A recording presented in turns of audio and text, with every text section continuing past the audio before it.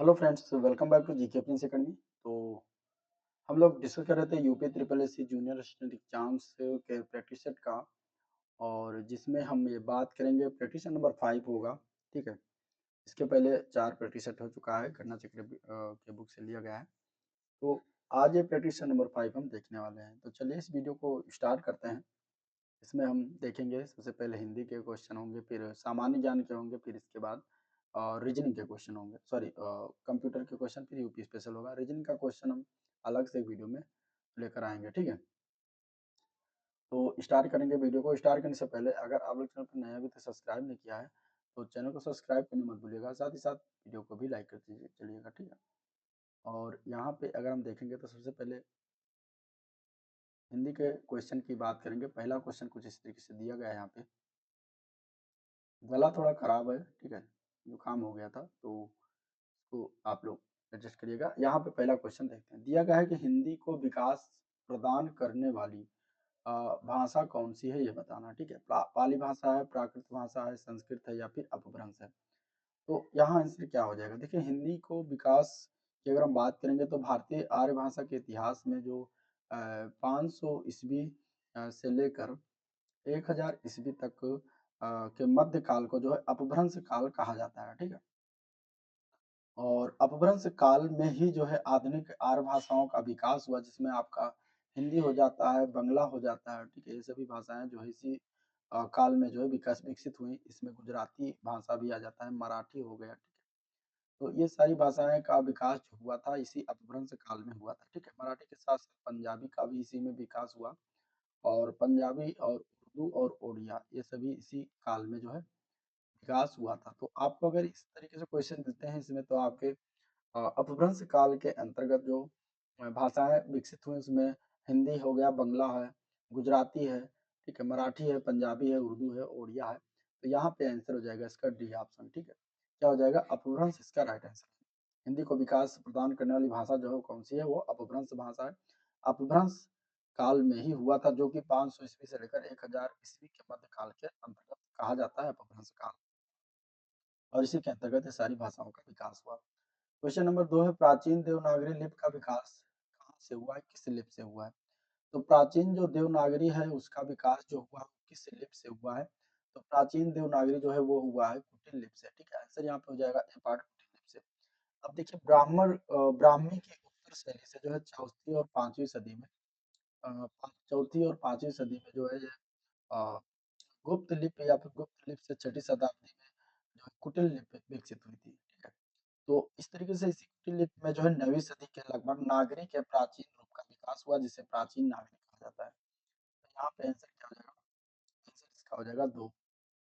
Question number 2 का ए part. चलिए question number 3 देखते हैं। क्वेश्चन नंबर 3 है कि निम्नलिखित में से कौन सा मूल दीर्घ स्वर नहीं है? बड़ा आ, बड़ी ई, बड़ा ऊ और ओ, इसमें से दीर्घ स्वर। अब देखिए, स्वर किसे कहते हैं? तो देखिए, स्वर जो होता है उन वर्णों को कहते हैं जिनका उच्चारण बिना किसी अवरोध के होता है। ठीक है। बिना किसी अवरोध के जिनका उच्चारण होता है तो उन्हें हम कहते हैं स्वर। अब उसमें स्वर की अगर हम बात करेंगे तो इसमें 3 प्रकार का होता है। पहले उसमें आ जाता है ह्रस्व स्वर, दूसरा आ जाता है उसमें दीर्घ स्वर, और तीसरा उसमें आ जाता है आपका संयुक्त स्वर। ठीक है, संयुक्त स्वर। तो इस प्रकार ये 3 प्रकार के स्वर हैं। और ह्रस्व स्वर की अगर हम बात करेंगे तो यहाँ पे देखिए, ह्रस्व स्वर में आपका आ जाता है छोटा आ, छोटी ई और छोटा ऊ आ जाता है। ठीक है, छोटा ऊ आ जाता है और इसके अलावा री भी होता है। ठीक है, छोटा ऊ और छोटी ई, छोटा आ, छोटी ई और छोटा ऊ और री। इस प्रकार ये हो जाते हैं ह्रस्व स्वर। दीर्घ स्वर में देखेंगे तो दीर्घ स्वर में आ जाता है बड़ा आ, बड़ी ई और बड़ा ऊ। 3 जो वर्ण है ये आपके दीर्घ स्वर होते हैं। ठीक है, बड़ा आ, बड़ी ई और बड़ा ऊ। और संयुक्त स्वर की अगर हम बात करेंगे तो यहाँ पे संयुक्त स्वर में ए, आए, ओ और आओ, ये 4 वर्ण जो है ये संयुक्त स्वर कहलाते हैं। ठीक है। तो यहाँ पे अगर हम देखेंगे तो ओ जो वर्ण है ये क्या है? ये दीर्घ स्वर नहीं है, जबकि ये संयुक्त स्वर है। तो यहाँ पे डी आंसर इसका करेक्ट हो जाएगा।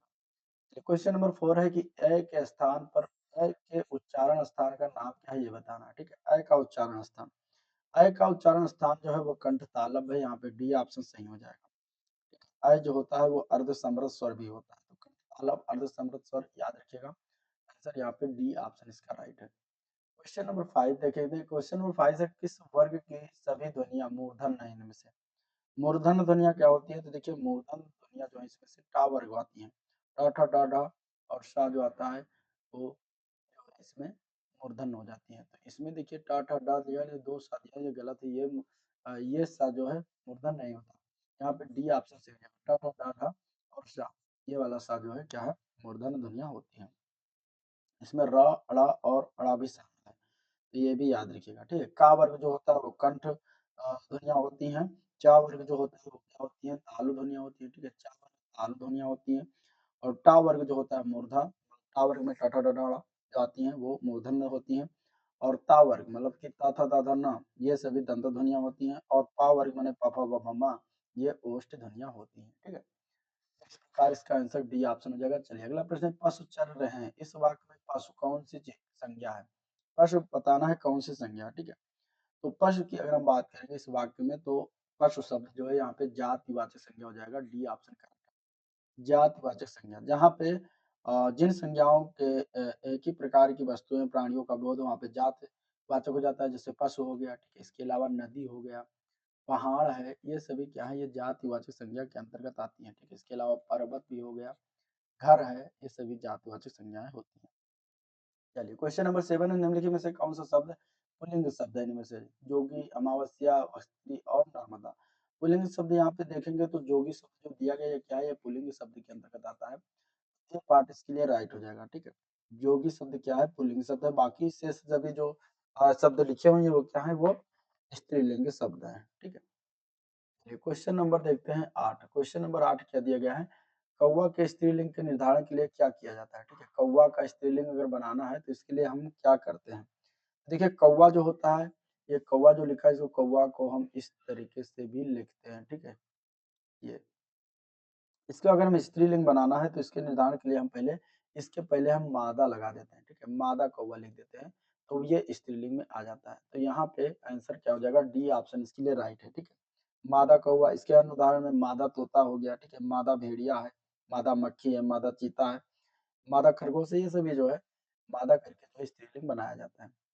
तो ये चीजें याद रखिएगा। अगले क्वेश्चन की तरफ बढ़ेंगे। क्वेश्चन नंबर 9, निम्नलिखित में से समित शब्द का बहुवचन क्या है?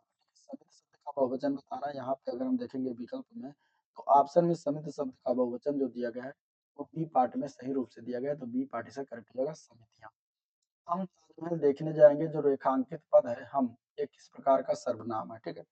तो यहाँ पे हम जो शब्द है ये सर्वनाम है, ये पुरुषवाचक सर्वनाम के अंतर्गत आता है। तो यहाँ पे बी ऑप्शन इसके लिए राइट है। पुरुषवाचक के जो सर्वनाम है, पुरुष यानी कि स्त्री और पुरुष के नाम के स्थान पर जो है प्रयोग किया जाता है। तो यहाँ पे हो जाएगा बी ऑप्शन। अगला क्वेश्चन है क्वेश्चन नंबर 11, इसमें विशेषण बताना है, कौन सा शब्द विशेषण है?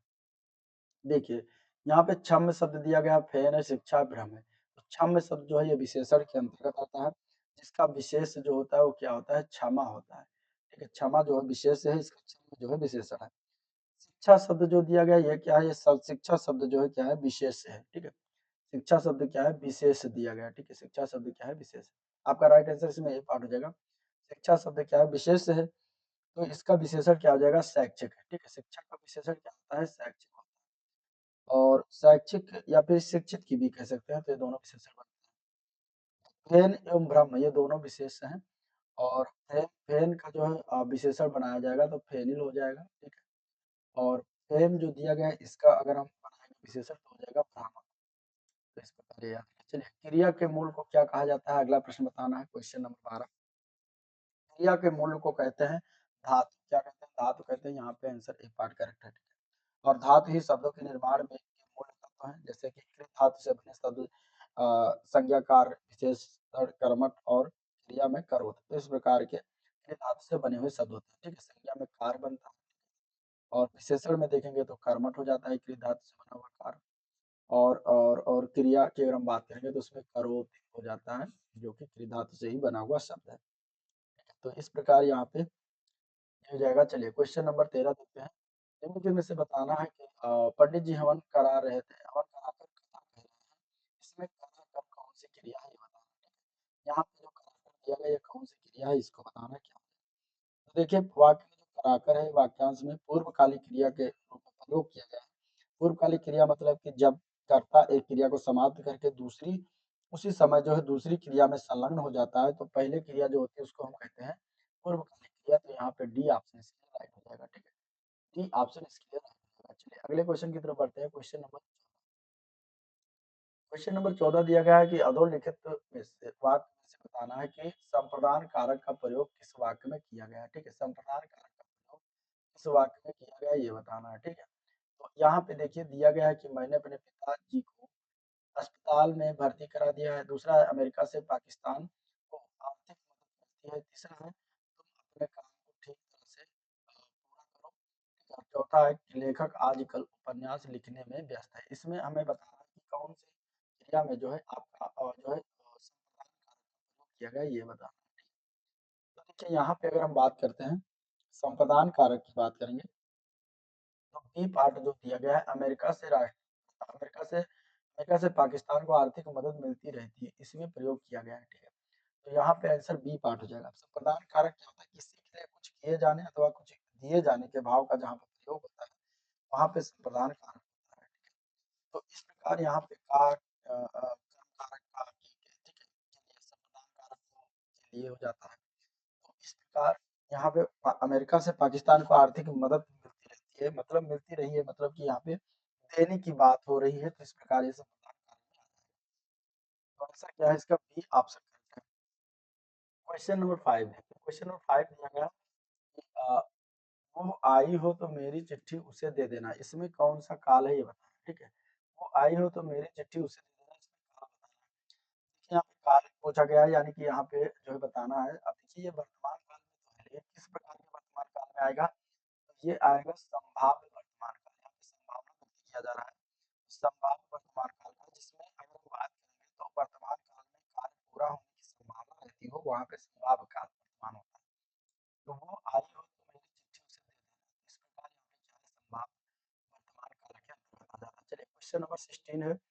संस्कृत से हिंदी में प्रयुक्त मूल शब्द से वर्तमान स्थायी तद्भव रूप पहुंचने के मध्य में संस्कृत के अशुद्ध या टूटे फूटे स्वरूप में प्रयुक्त होने वाले शब्द क्या कहलाते हैं, यहाँ पे बताना है क्वेश्चन नंबर 16 में। तो देखिए संस्कृत से हिंदी में प्रयुक्त मूल शब्द से वर्तमान अस्थायी तद्भव रूप तक पहुंचने के मध्य में संस्कृत के अशुद्ध या टूटे फूटे स्वरूप में प्रयुक्त होने वाले जो शब्द होते हैं उन्हें हम कहते हैं अर्ध तत्सम। क्या कहा जाता है, अर्ध तत्सम।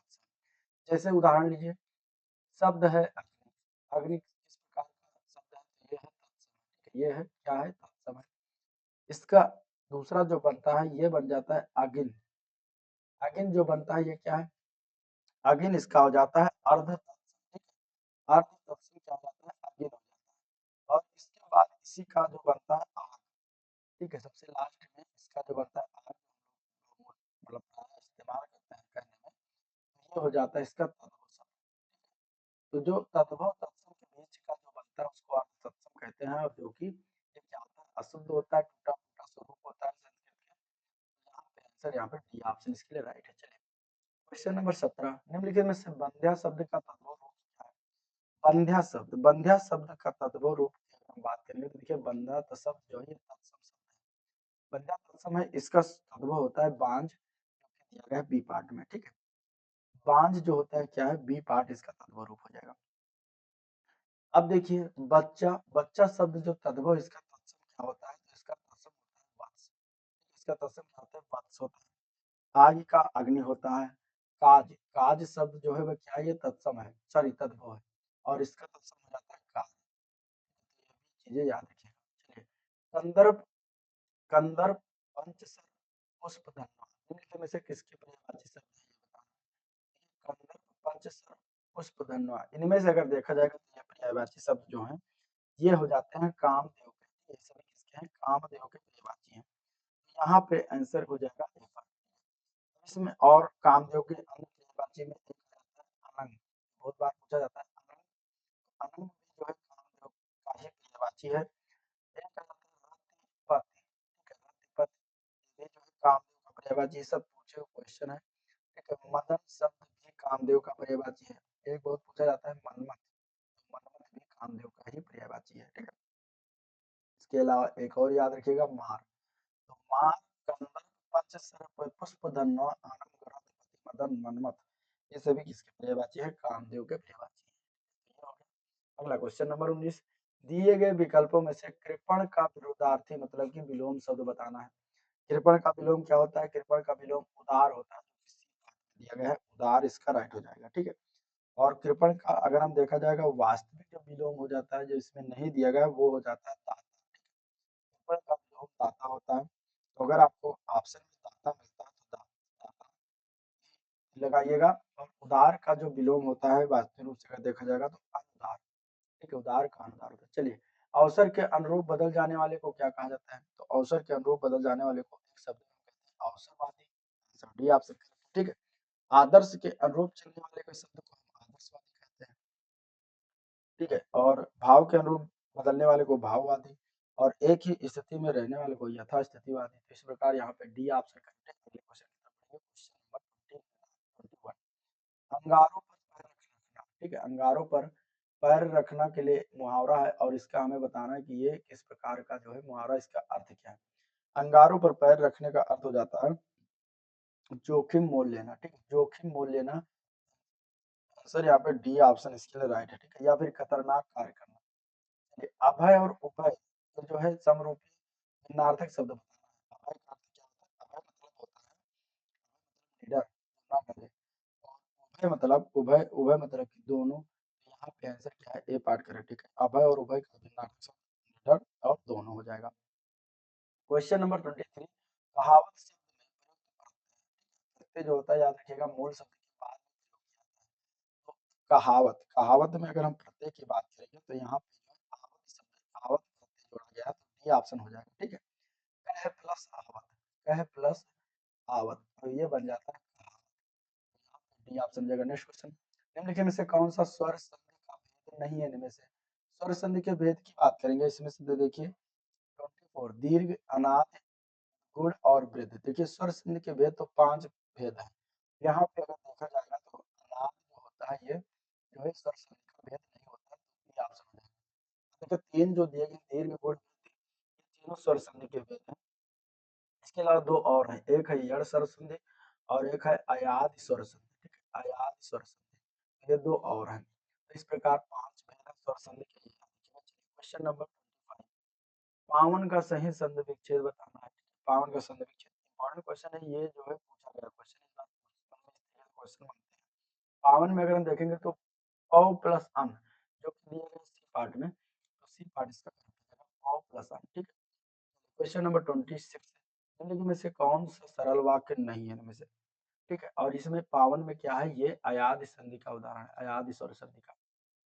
क्वेश्चन नंबर 26, निम्नलिखित में से कौन सा वाक्य सरल वाक्य इनमें से नहीं है? अब देखिए लड़का दौड़ता है तो ये सरल वाक्य, जिसमें एक करता है विधेय वहाँ पे सरल वाक्य होगा। बंदर पेड़ पर चढ़ा है, ये भी सरल वाक्य है। मैंने लड़के को बुलाया, ये भी सरल वाक्य है। इस मेले का उद्देश्य है कि व्यापार में वृद्धि हो, तो यहाँ पर ये जो है सरल वाक्य नहीं हो जाएगा।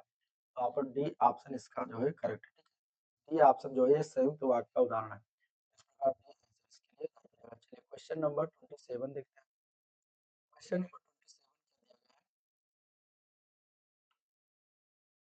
ठीक है, शुद्ध वर्तनी वाला शब्द बताना है क्वेश्चन।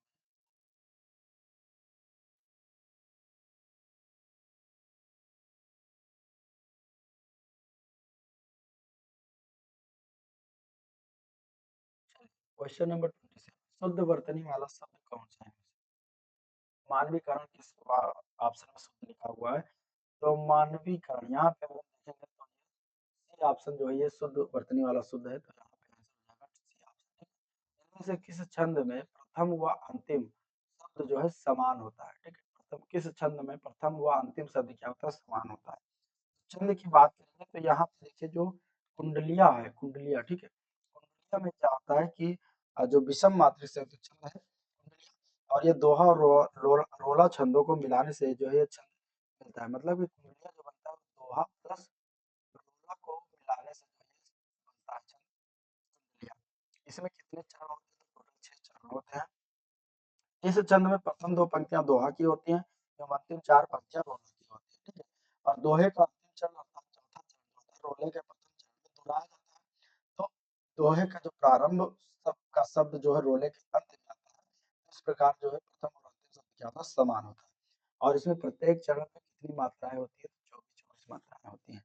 यहाँ पे ये याद रखिएगा। चलिए क्वेश्चन नंबर 29 दिया गया है, रस खान रस खान जो कवि थे ये किस भाषा के कवि थे, ये बताना है। तो रस खान जो थे ये, अगर हम देखेंगे तो ये ब्रज भाषा के कवि थे, तो यहाँ पे आंसर क्या हो जाएगा, बी ऑप्शन, ठीक है, ब्रज। ब्रज सही हो जाएगा। चलिए ब्रज भाषा के अगर हम देखेंगे, ब्रज रस खान जो थे ये ब्रज भाषा के कवि थे। रस खान जो थे सगुण भक्ति धारा की कृष्ण भक्ति शाखा के प्रमुख कवि हैं। कृष्ण भक्ति शाखा में सूरदास, कुंभन दास, कृष्णदास, परमानंद दास, मीराबाई आदि जो है सब आते हैं। चंद्रकांता के उपन्यास का, चंद्रकांता को किसने लिखा हुआ है, चंद्रकांता उपन्यास है, इस उपन्यास को किसके द्वारा लिखा गया, ये लिखा गया देवकी नंदन खत्री के द्वारा। यहाँ पे आंसर हो जाएगा डी ऑप्शन, ठीक है। ये जो है खंड है 6 खंड में और 24 भागों में दिया गया है। तो ये हो गया 30 क्वेश्चन हिंदी के। अब हम देखेंगे जो है सामान्य जानकारी के क्वेश्चन, ठीक है। सामान्य जानकारी जीएस के क्वेश्चन अगला देखेंगे, इसके बाद हम कंप्यूटर देखने वाले हैं, सबसे लास्ट में यूपी स्पेशल देखेंगे। चलिए शुरुआत करते हैं। पहला क्वेश्चन है सामान्य जानकारी का,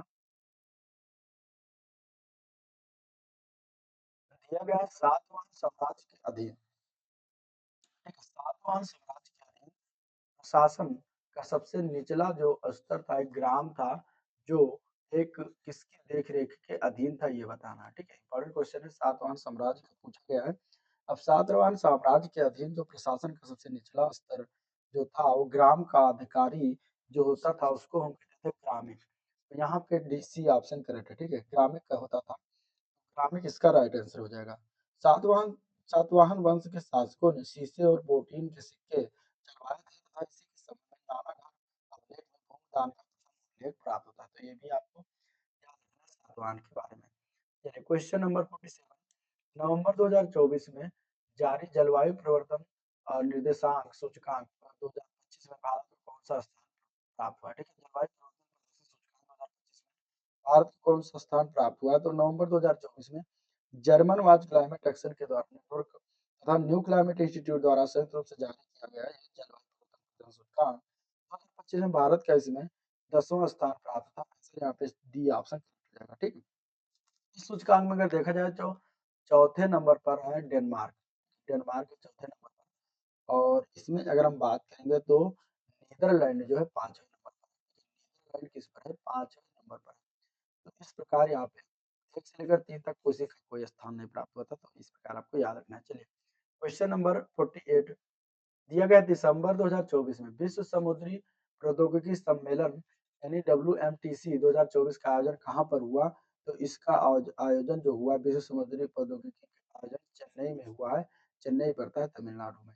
ये आंसर यहाँ पे बी ऑप्शन हो जाएगा, ठीक। अगला प्रश्न है, कुतुब मीनार आर्किटेक्चर का एक उदाहरण है, किस प्रकार के आर्किटेक्चर का उदाहरण है, तो कुतुब मीनार जो है ये इंडो इस्लामिक वास्तुकला का एक उदाहरण है। इसका निर्माण का प्रारंभ कुतुब ऐबक के द्वारा करवाया गया था, जिसको इल्तुतमिश ने पूरा किया था। और इसमें कुछ पार्ट जो है फिरोज शाह तुगलक के शासन काल में इसकी चौथी मंजिल में काफी हानि हुई, जिस पर फिरोज शाह तुगलक ने चौथी मंजिल के निर्माण के साथ 5वीं मंजिल का भी निर्माण करवा दिया। चलिए अगला प्रश्न क्वेश्चन नंबर 50 मुगल भारत में पंचायत के मुखिया ग्राम प्रधान को किस नाम से पुकारा जाता था, तो मुगल भारत में या मुगल बादशाह जो था, गांव को एक स्वायत्त संस्था मानते थे। दिल्ली के सुल्तानों के बाद जो गांव में प्रशासन में कोई हस्तक्षेप नहीं किया था। गांव के प्रधान को जो खुद मुकद्दम या चौधरी कहा जाता था। यहाँ पे मुकद्दम दिया गया तो मुकद्दम सही हो जाएगा। 51 नंबर क्वेश्चन है, भारतीय संविधान की निम्नलिखित में से कौन सी विशेषता कनाडा के संविधान से नहीं ली गई है इनमें से, तो कनाडा के संविधान से इसमें से देखा जाएगा तो दिया गया है समवर्ती सूची, तो ये नहीं लिया गया है। कहाँ से लिया गया है, ये ऑस्ट्रेलिया के संविधान से लिया गया है, इसलिए यही आंसर हो जाएगा। बाकी सभी जो है कनाडा के संविधान से लिया गया है। आंसर हो जाएगा सी ऑप्शन। चलिए हमारा राष्ट्रगान जन गण मन किस भाषा से अपनाया गया है, तो जन गण मन जो है ये बांग्ला भाषा है, तो आंसर इसका डी ऑप्शन जाएगा, बांग्ला भाषा से अपनाया गया है। जन गण मन के रचयिता है रविंद्रनाथ टैगोर, ठीक है।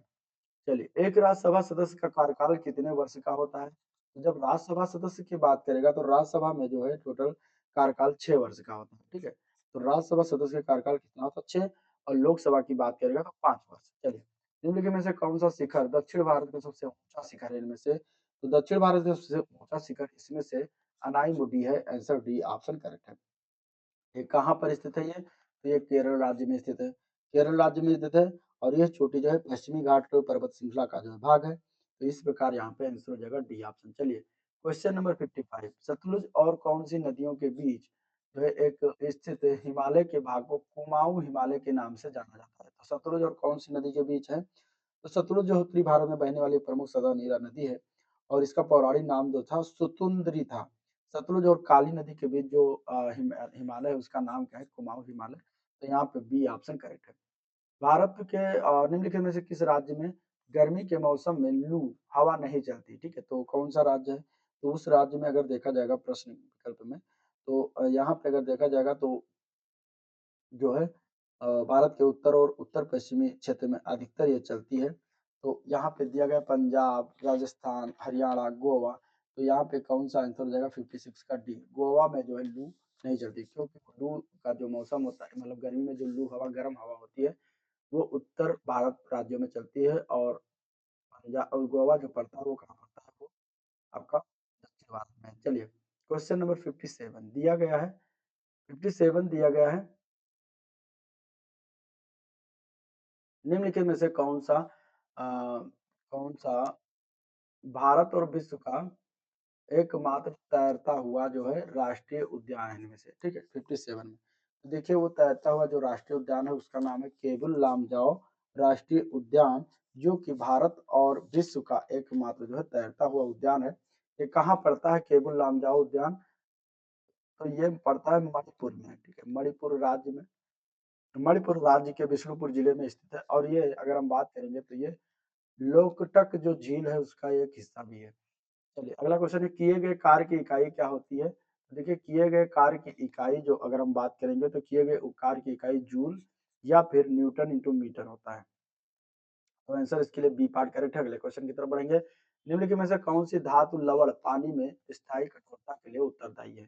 तो इसमें से अगर देखा जाएगा तो वो है कैल्शियम क्लोराइड, यानी कि CaCl2, यहाँ पे सी ऑप्शन हो जाएगा। ठीक है, चलिए अगला क्वेश्चन, निम्नलिखित में से किस जंतु संघ में शरीर सिर वक्ष और उदर में विभाजित होता है? ठीक है, तो कौन से जंतु संघ में ये चीजें होती हैं? तो यहाँ पे अगर देखेंगे तो वो है संघ आर्थ्रोपोडा में। संघ आर्थ्रोपोडा में क्या होता है? शरीर सिर वक्ष और उदर में क्या होता है? विभाजित होता है। ठीक है, अगला प्रश्न, क्वेश्चन नंबर है 61, निम्नलिखित में से किस विटामिन को नियासिन के नाम से जानते हैं? नियासिन किस विटामिन का नाम है? तो उस विटामिन को हम कहते हैं विटामिन B3। ठीक है, क्या कहते हैं? विटामिन B3 का नाम क्या है? नियासिन। तो यहाँ पे आंसर हो जाएगा जो है ए ऑप्शन। और इसे पेलाग्रा प्रिवेंटिव विटामिन के नाम से भी जानते हैं। इसकी कमी से जो है कौन सा रोग हो जाता है? तो उस रोग का नाम है पेलाग्रा रोग। तो ये विटामिन B3 की कमी से हो जाता है। क्वेश्चन नंबर 62 है, विटामिन और खनिज निम्नलिखित में से किसके लिए जो है सहायक होते हैं? देखिए विटामिन और खनिज जो होता है ये आवश्यक पोषक तत्व होते हैं जो हमारे शरीर में उपापचयी अभिक्रियाओं को संचालित करने में सहायता करते हैं। ठीक है, तो यहाँ पे क्या हो जाएगा? इसका आंसर हो जाएगा ए पार्ट। चलिए क्वेश्चन नंबर 63, निम्नलिखित में से बताना कौन सी आर्थिक प्रणालियां आमतौर पर आर्थिक नीतियां बनाने की योजना बनाने को जो है प्राथमिकता देती हैं? ठीक है, निम्नलिखित में से कौन सी आर्थिक प्रणालियां आमतौर पर आर्थिक नीतियां बनाने की योजना बनाने को प्राथमिकता देती हैं? तो कौन सी आर्थिक प्रणालियां हैं? यहाँ अगर देखेंगे तो देखिए आर्थिक प्रणाली क्या है? तो एक ऐसा साधन है जिसके द्वारा समाज या सरकारें किसी भौगोलिक क्षेत्र या देश में उपलब्ध संसाधनों, सेवाओं और वस्तुओं को व्यवस्थित और जो है वितरित करती हैं और इसे इसमें आम तौर पर आर्थिक नीतियां बनाने में की योजना बनाने को प्राथमिकता समाजवादी और मिश्रित अर्थव्यवस्था जो है ये दोनों देती हैं। तो यहाँ आंसर ए पार्ट करेक्ट है। क्वेश्चन नंबर 64 है, निम्नलिखित में से किसे अंतिम ऋणदाता के रूप में भी जाना जाता है? अंतिम ऋणदाता कौन है इनमें से? तो यहाँ पे अगर देखा जाएगा तो भारतीय रिजर्व बैंक यानी कि आरबीआई जो है केंद्रीय बैंक है। देश में मौद्रिक नीति का निर्धारण जो है आरबीआई ही करती है और इसे अंतिम ऋणदाता के रूप में मानते हैं। तो बैंकों का बैंक भी आरबीआई को कहा जाता है। तो आंसर ए पार्ट करेक्ट है। हॉकी में यदि अंपायर एक बाजू उठाकर क्षैतिज रूप से दिशा का संकेत करता है तो इसका आशय क्या है? देखिए हॉकी में अगर हम बात करेंगे तो यदि अंपायर एक बाजू मतलब हाथ उठाकर क्षैतिज रूप से दिशा का संकेत करता है तो उसको हम इसका आशय होता है कि ये फ्री हिट होता है। ठीक है, इसका मतलब क्या होता है? Free hit. तो यहाँ बी ऑप्शन इसका राइट है। ठीक है, फ्री हिट। चलिए क्वेश्चन नंबर अब देखेंगे, क्वेश्चन है, पहला क्वेश्चन दिया गया है कि कंप्यूटर जनरेशन का 1 से लेकर 5 तक का सही अनुक्रम चुनें। मतलब कि यहाँ पे बताना है कि प्रथम पीढ़ी में कौन से चिप का इस्तेमाल किया गया, दूसरे पीढ़ी में कौन से चिप का इस्तेमाल किया गया, सारी चिप का जो है वेरिएशन लिखा हुआ है, ठीक है? इसमें बताना। तो देखिए कंप्यूटर की जो 5 प्रमुख पीढ़ियाँ हैं और उनका जो चिप इनको आपको आना चाहिए क्योंकि इससे क्वेश्चन अब इस तरीके से बन सकता है। तो प्रथम पीढ़ी जो आई थी, प्रथम पीढ़ी कब आई थी? प्रथम पीढ़ी का जो काल था वो था 1942 से लेकर 1955 तक, ठीक है? और इसमें अगर हम बात करेंगे तो वैक्यूम ट्यूब का इस्तेमाल किया गया था। ये वैक्यूम ट्यूब पर आधारित रहा था। इसके बाद दूसरी पीढ़ी जब आई तो 1955 से लेकर 1975 तक मान सकते हैं। और यहाँ पे सॉरी 1955 से लेकर 1964 तक ये जाएगा, ना कि 75। यहाँ पे हो जाएगा 64। 64 तक। अब इसमें जो लगा गया चिप लगाया गया था वो था ट्रांजिस्टर। ट्रांजिस्टर के टेक्निक पर आधारित था।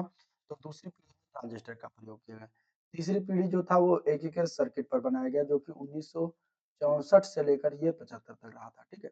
तो सर्किट एकीकृत सर्किट मतलब कि इंटीग्रेटेड सर्किट जिसको आईसी चिप कहते हैं, इस पर आधारित रहा। इसके बाद चौथी पीढ़ी जो आपकी आई, चौथी पीढ़ी जो था वो 1975 से लेकर वर्तमान, ठीक है? 1975 से लेकर अभी तक प्रेजेंट तक। यहाँ पे अगर देखा जाए तो इसमें वीएलएसआई चिप का प्रयोग किया गया जिसको हम कहते हैं very large scale integration micro processor, तो इस पर आधारित था। इसके बाद पांचवी पीढ़ी फिर आई, इसमें यूएलएसआई का प्रयोग किया गया। यूएलएसआई जो कि बात करेंगे वर्तमान से लेकर भविष्य में आएगा भी, तो उसमें यूएलएसआई जो कि एक कृत्रिम बुद्धि मतलब आर्टिफिशियल इंटेलिजेंस पर आधारित होगा, ठीक है? तो इस प्रकार ये आपको याद होना चाहिए। यहाँ पे आंसर क्या हो जाएगा, इसका आंसर हो जाएगा। चलिए क्वेश्चन नंबर 66 हो गया, अब देखेंगे हम 67, ठीक है? 67 नंबर क्वेश्चन है, दिया गया है यहाँ पे कि सिम का पूरा नाम क्या है, ठीक है? सिम सिम जो आप इस्तेमाल करते हैं बातचीत करने में, ठीक है? तो यहाँ पे सिम का पूरा नाम क्या है? सब्सक्राइबर आइडेंटिटी मॉड्यूल, ठीक है? इसका आंसर क्या हो जाएगा? ए पार्ट हो जाएगा सब्सक्राइबर आइडेंटिटी मॉड्यूल। तो आंसर ए पार्ट करेक्ट है। चलिए सीपीयू क्या है? सीपीयू सेंट्रल प्रोसेसिंग यूनिट जिसको हम कहते हैं कंप्यूटर मस्तिष्क या कंप्यूटर का दिमाग। और ये अगर हम बात करेंगे तो एक प्रोसेसिंग डिवाइस है। क्या है? प्रोसेसिंग डिवाइस है। आंसर सी ऑप्शन राइट है, ठीक है? चलिए अगला प्रश्न, निम्नलिखित में से कौन सी यहाँ पे सेकेंडरी मेमोरी डिवाइस है, ठीक है? सेकेंडरी मेमोरी यानी द्वितीयक स्मृति। यहाँ पे 69 में देखेंगे तो आंसर क्या हो जाएगा इसमें से? विकल्प में जो दिया गया केवल मैग्नेटिक डिस्क ही जो दिया गया, ये क्या है? एक जो है डायरेक्ट एक्सेस सेकेंडरी जो है मेमोरी डिवाइस का उदाहरण। तो मैग्नेटिक डिस्क यहाँ पे आंसर हो जाएगा डी पार्ट, ठीक है? कंट्रोल शिफ्ट और आल्ट को कौन सी की कहते हैं? कंट्रोल शिफ्ट और आल्ट की जो होती है इनको कहा जाता है मॉडिफायर की, ठीक है? इनको क्या कहा जाता है? मॉडिफायर की। तो यहाँ पे आंसर सी ऑप्शन राइट है। चलिए अगला प्रश्न, क्वेश्चन नंबर 71, एचडीएमआई का फुल फॉर्म क्या है? एचडीएमआई का फुल फॉर्म बताना ये।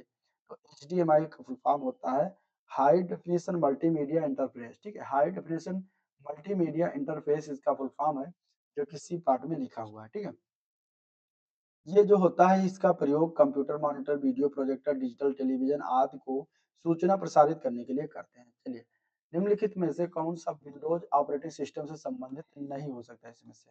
GUI support portable open source multitasking.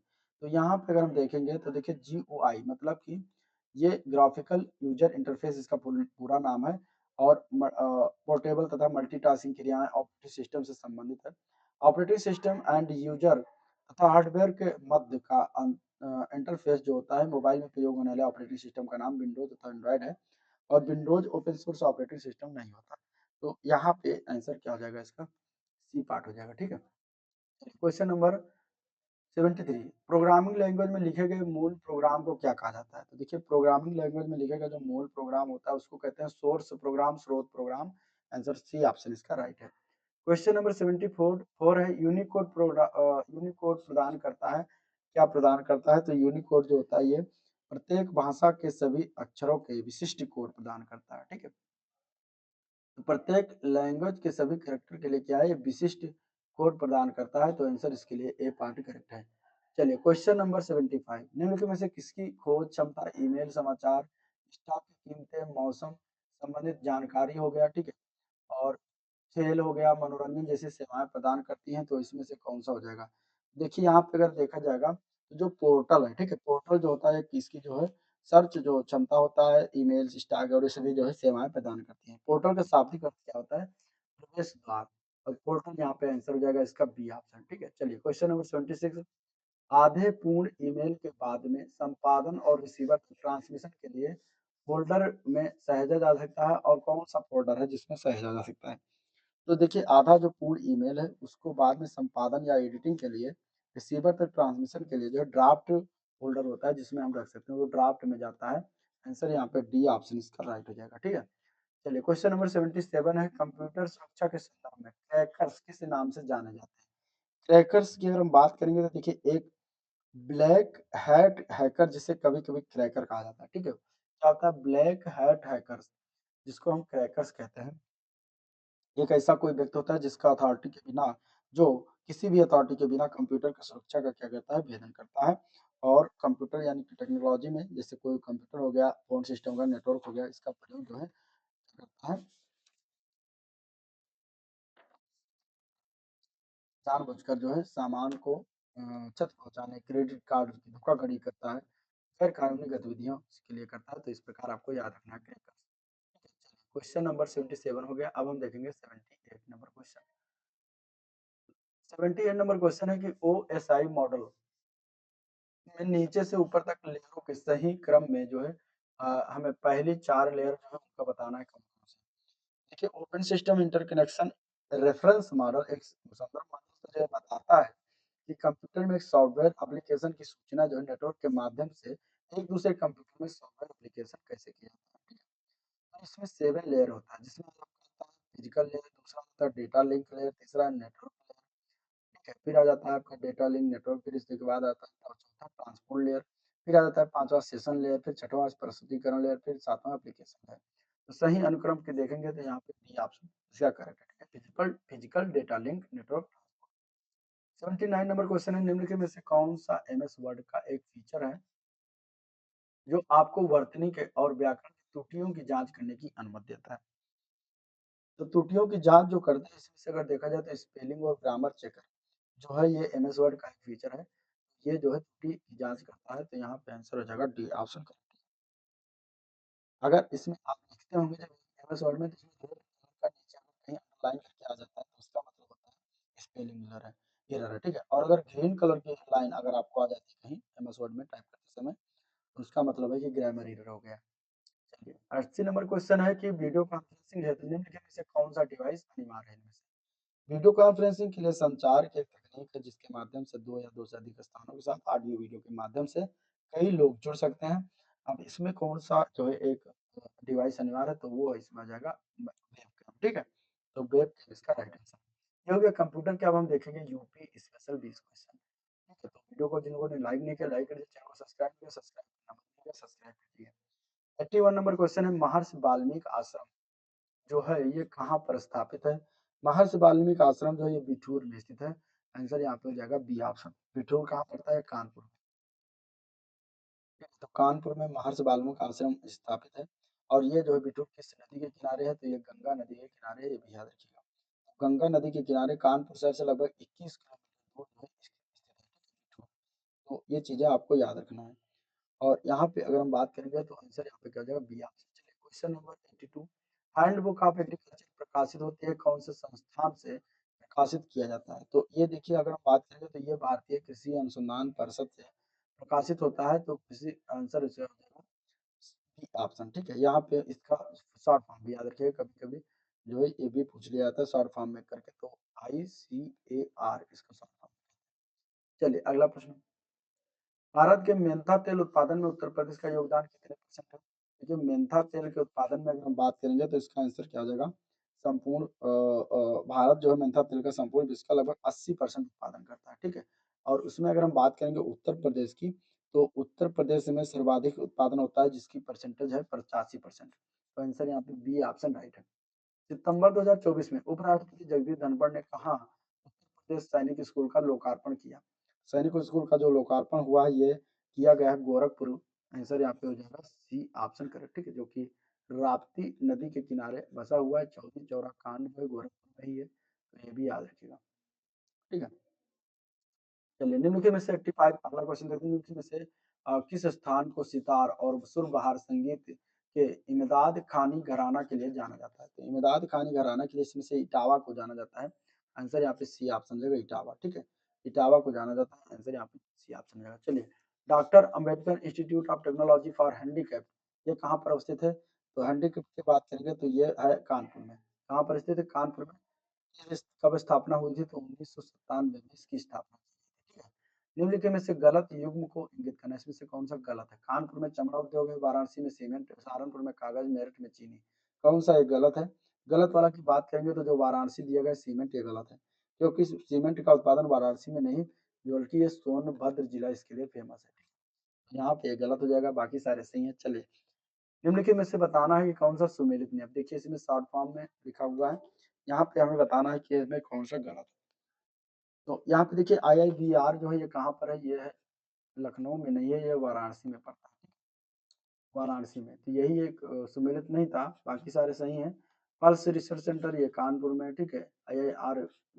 IIBRI ये कहाँ है? इज्जतनगर बरेली, सॉरी रायबरेली। IGFRI ये झांसी में पड़ता है, ठीक है? चलिए अगले क्वेश्चन की तरफ चलते हैं।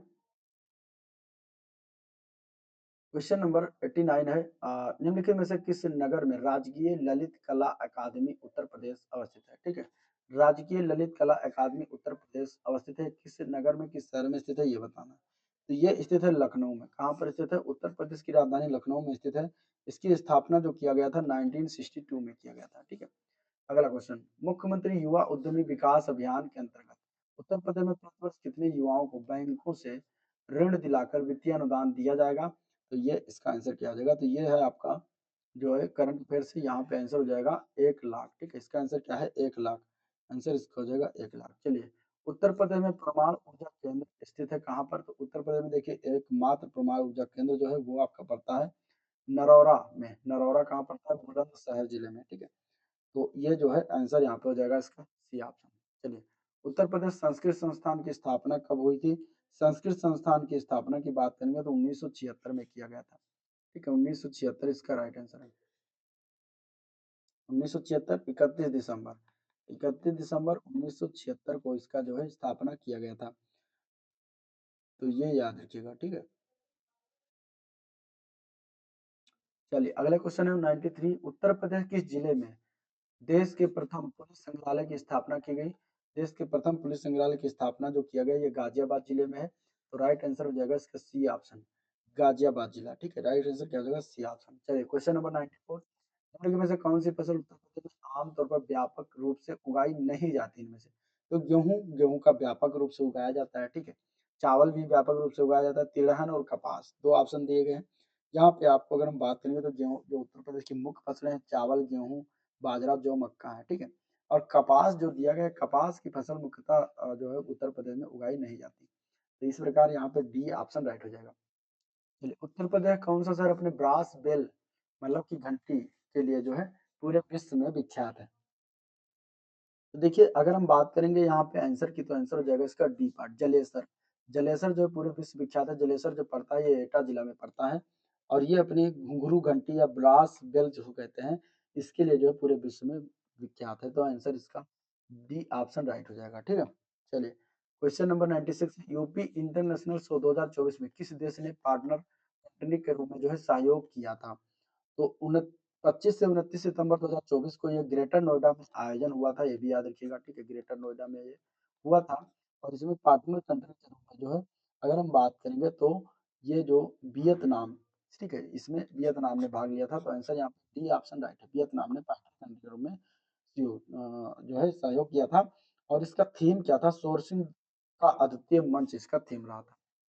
अवध राज्य जिसे अवध भी कहा जाता है, 1722 से लेकर 1856 तक मुस्लिमों का शासन था, और अवध पर शासन करते समय शासकों ने निम्नलिखित में से कौन सी उपाधि जो अपनाई थी? देखिए अवध के जो शासक थे वो अपने आप को नवाब के नाम से, नवाब उपाधि के नाम से जो है कहलवाते थे, तो यहाँ पे सी ऑप्शन रहेगा नवाब, ठीक है? नवाब इसका राइट आंसर है। चलिए 98, नृत्य और संगीत की एक शैली से संबंधित लखनऊ घराना का दूसरा नाम क्या है? लखनऊ घराना की बात करेंगे तो वो इसका दूसरा नाम पड़ता आता है पूरब घराना, ठीक है? लखनऊ घराना को क्या कहते हैं? पूरब घराना को पूरब घराना भी कहा जाता है, तो ये चीज भी याद रखिएगा। 99 नंबर क्वेश्चन है, उत्तर प्रदेश में उत्तर प्रदेश पर्यटन द्वारा बुंदेलखंड सर्किट में निम्न में से कौन सा गंतव्य शामिल है? बुंदेलखंड सर्किट में कौन कौन से शामिल है इसमें से? तो यहाँ पे अगर देखा जाए तो बिठूर है, चित्रकूट है, झांसी है, कालिंजर है, महोबा है। ठीक है, तो यहाँ पे आंसर हो जाएगा डी ऑप्शन। इसका आंसर क्या है? D option. ये सारे जो है इसमें गंतव्य शामिल किए गए हैं। लास्ट क्वेश्चन है, उत्तर प्रदेश में पूर्णतः बालिकाओं के लिए पहला सैनिक स्कूल किस जिले में खोला गया है? बालिकाओं के लिए पहला सैनिक स्कूल जो है ये मथुरा जिले के वृंदावन में खोला गया है। तो यहाँ पे आंसर इसका हो जाएगा जो है बी ऑप्शन। इसका नाम क्या रखा गया? नाम याद रखिएगा, संविद गुरुकुलम बालिका सैनिक स्कूल इसका नाम है। ठीक है, ये याद रखिएगा। तो ये था ओवरऑल वीडियो जिसको हम लोगों ने देखा, डिस्कस किया। अगर वीडियो पसंद आया तो लाइक करें, चैनल को सब्सक्राइब नहीं किया तो सब्सक्राइब करना मत भूलिएगा, साथ वीडियो को भी शेयर करिएगा। ठीक है, और आज का वीडियो पर एंड करते हैं, मिलते हैं इसके नेक्स्ट वीडियो में, तब तक के लिए थैंक यू।